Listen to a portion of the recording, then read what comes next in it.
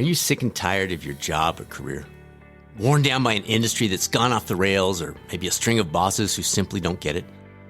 Have you been climbing that proverbial career ladder for years only to discover it is, indeed, leaning against the wrong wall?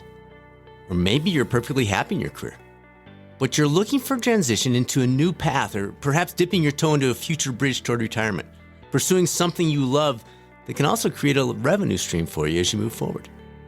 You value health, wellness, and performance, and you're thinking you might want to make that part of the transition. Or speaking of transitions, maybe you've been through a health and wellness transition of your own. You've experienced the impact firsthand, and you'd like to invest your future in helping others do the same. But you're not sure what that means or how to take the next step in the process. Welcome to the Coaching Lab Podcast. I'm Dr. Brad Cooper of Catalyst Coaching, and if this is your first time joining us, welcome. This is our 350th episode. So if you like what you hear, there are plenty of evergreen episodes available you can look back on. Based on listener requests, we've started supplementing our traditional interview episodes with some of the world's top authors, coaches, and researchers with twice monthly episodes just like this one to help both current and future coaches dial in their coaching skills and their coaching business.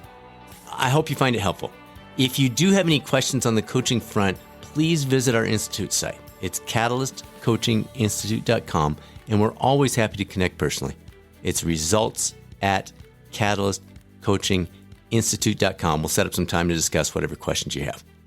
Now, let's take a closer look at how to move into health and wellness coaching, including 4 types of settings you may want to explore if this is something you're considering. In 2002, I somehow ended up on the starting line of a half Ironman triathlon with a smothering wetsuit and a borrowed bike. After crossing the finish line, yes, several hours later, I then spent hours in the medical tent with my worried bride and kids. Those details are a story for another day, but the sport hooked me. So when I was laid off in 2007 after our company sold the outpatient physical therapy division to a competitor, I looked around and thought, these triathletes are healthy. They're bringing another level of energy to their careers and their lives. We should create a business that brings triathlon to corporate America. Well, spoiler alert, that wasn't a winning idea. However, that idea, like the one you might have in your back pocket right now, was the genesis of a company we called U.S. Corporate Wellness, founded 28 days after I was laid off. It became one of the first organizations to place highly skilled, personalized coaching at the heart of employee wellness program nationally. It also led to the launch of our Catalyst Coaching Institute, which Fortune magazine recently named the #1 health and wellness coach certification in the U.S. Now, that all sounds great looking back, but at the time, I had what many thought was kind of a harebrained idea, but no sense of what to do next. Employee wellness wasn't a new concept, but providing personalized coaching, the route on which we'd chosen to focus our services, was relatively new. At times, I felt like someone selling the first version of fax machines. While we didn't have much competition, nobody really understood what we did either. Now, all that has changed since then, and you're facing a very different world today. If you're considering integrating health and wellness coaching into your career or starting your own business, you have plenty of options. From administrative and marketing roles with organizations devoted to health and wellness to various settings as a health and wellness coach. So today, I'm going to focus on the 4 most common settings or scenarios you can pursue as a health and wellness coach once you've earned your certification. And I'll give you some tips along the way about how to get started or maybe get your foot in the door with each one of these 4.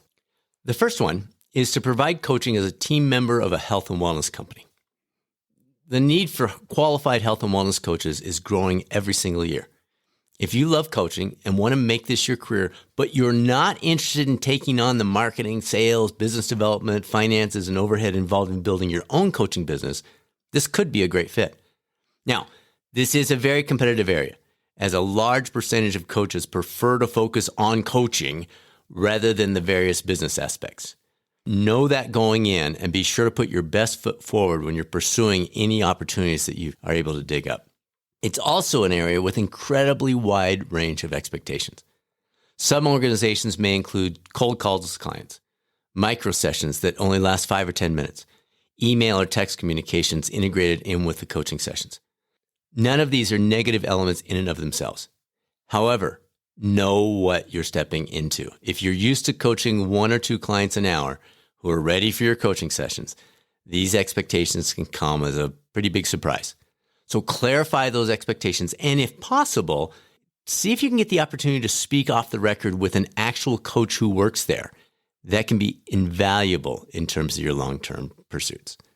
Potential first step here, pick out 5 health and wellness companies, organizations, folks that provide these services. Do your research on what makes each of them unique and their approach to coaching, and then move forward with that introduction process. By the way, be sure your LinkedIn profile is tuned in, dialed in, ready to roll, because there's a very good chance that will bubble up at some point and you want to be prepared. The second setting is coordinating or managing an employee wellness program for a specific organization. 80% of mid and large size organizations already have a health and wellness program, and most of them are looking for ways to make them more personally meaningful and impactful. As a coach, you bring a unique perspective, a unique outlook that very likely provides you with an exceptional background to fill this type of role. What might be a potential first step? Get to know the benefits or HR manager or executive at your current organization or the one with whom you see some potential here, and find out what's currently happening and what they'd like to see improved. The old question is, what keeps them up at night? Can you figure out what keeps them up at night in terms of their employee health and wellness program? Then invest some time putting together a succinct, maybe 2 or 3 page top proposal and a SWOT analysis that you can provide the decision makers. If the phrase SWOT analysis is like, what? It simply stands for potential strengths, weaknesses, opportunities, and threats. It provides a nice stepping stone process of laying out your ideas. And you can just Google SWOT and you'll see all kinds of guidance on how to go about that. The third option is to integrate health and wellness coaching into your current career or current skill set. Examples: physical therapy, occupational therapy, running or triathlon coach, yoga instructor, many, many others. The way you go about this is start with your current career, your things that you're passionate about, and do some brainstorming about how health and wellness coaching might complement or enhance the outcomes for these patients or these clients, as well as bolster your career. I mentioned a few of these: physical therapists, massage therapists, physicians, personal trainers, counselors, nurses. They've been doing this consistently over the past few years. We have, I would guess, almost 50% of the folks that go through the Catalyst Coaching Institute are clinicians or involved in that area in some way. But it goes well beyond that. It is surprisingly applicable across a range of career choices outside the clinical region. Let's take a physical therapist as an example, and maybe it'll provide you with some ideas for your own setting. 4 different things that happen here in this example of PT. A, it bolsters your clinical toolbox. I remember when I was a new grad physical therapist, I was treating patients and I decided to go for a manual therapy certification. It took me several years and it didn't change the way I was billing.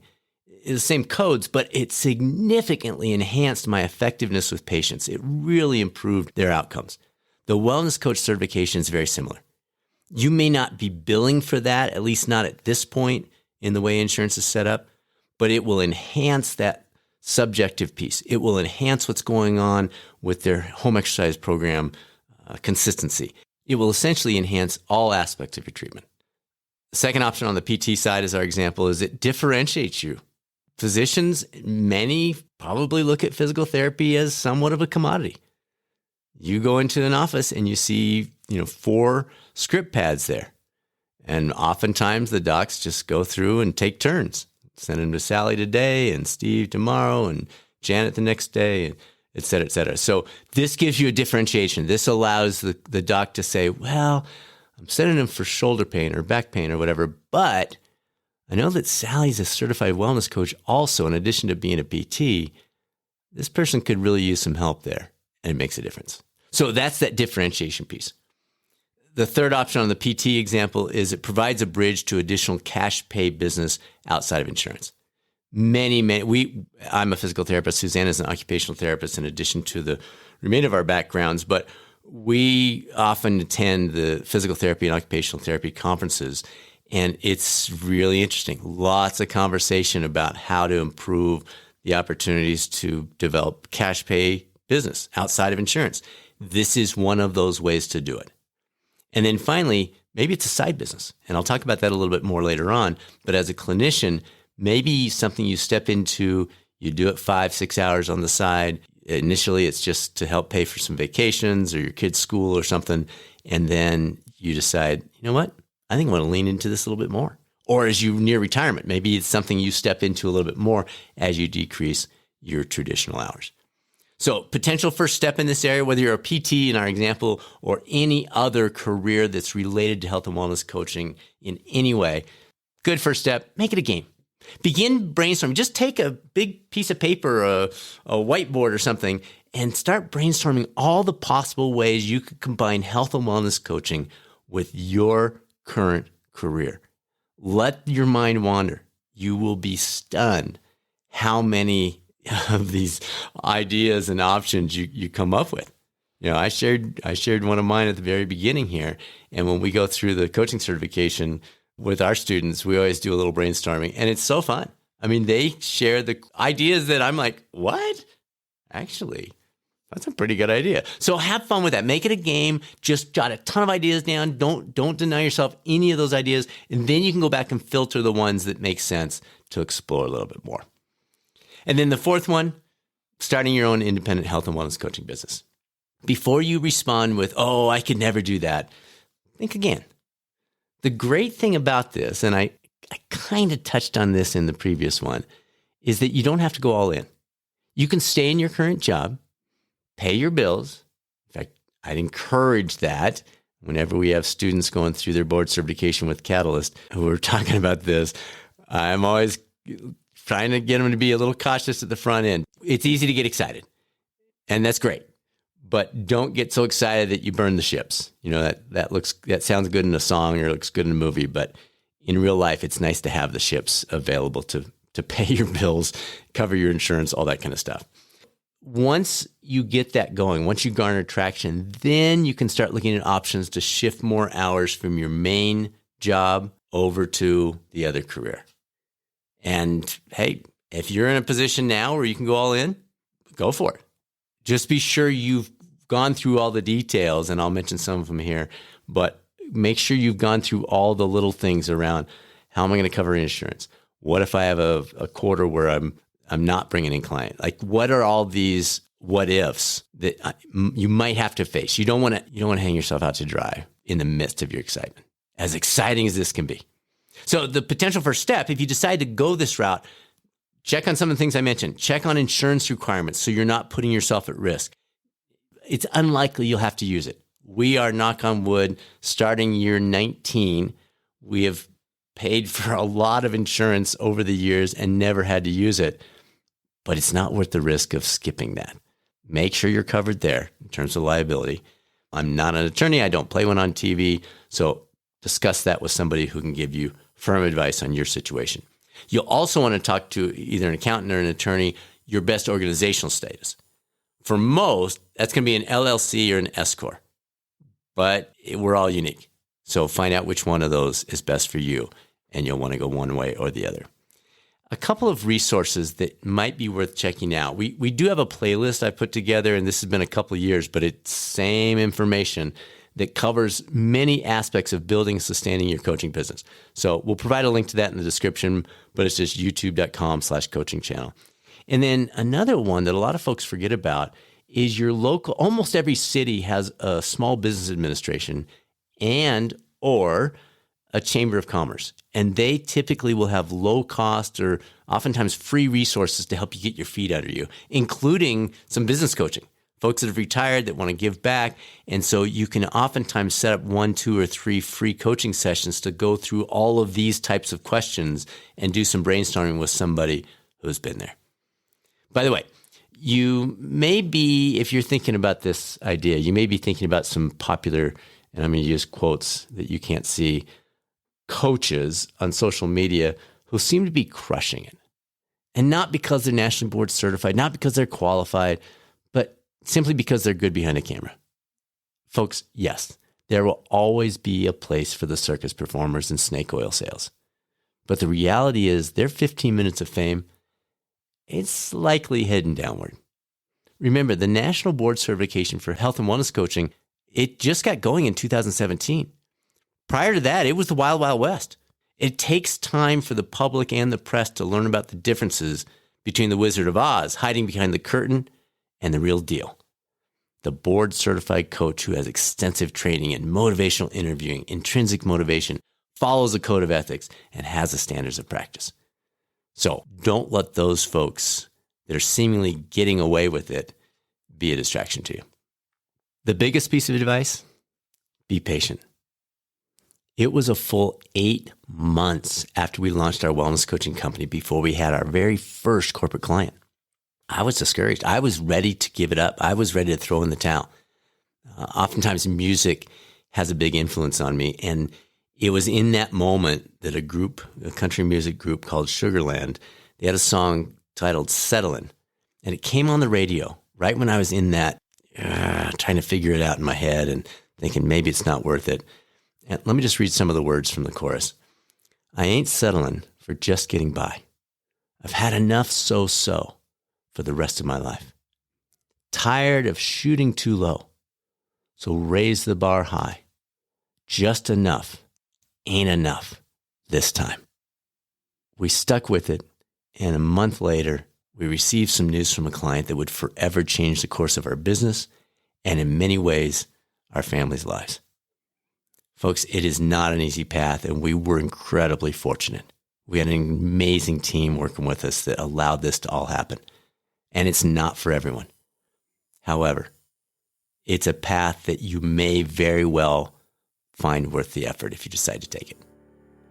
Thanks for joining us for this special episode of the Coaching Lab podcast. If you have any questions about pursuing your certification as a health and wellness coach, please visit our website, catalystcoachinginstitute.com, or reach out anytime. Results@catalystcoachinginstitute.com. We're happy to set up some time to discuss any specific questions you have and walk through your plans and where you're thinking you might go with this. And if you're already a coach looking to further differentiate yourself and your services, you'll find some great continuing education and a couple of specialty certifications available on that same website. And now, it's time to be a catalyst. This is Dr. Brad Cooper of Catalyst Coaching. I will speak with you soon on another episode of the Coaching Lab podcast, or maybe over on the YouTube coaching channel.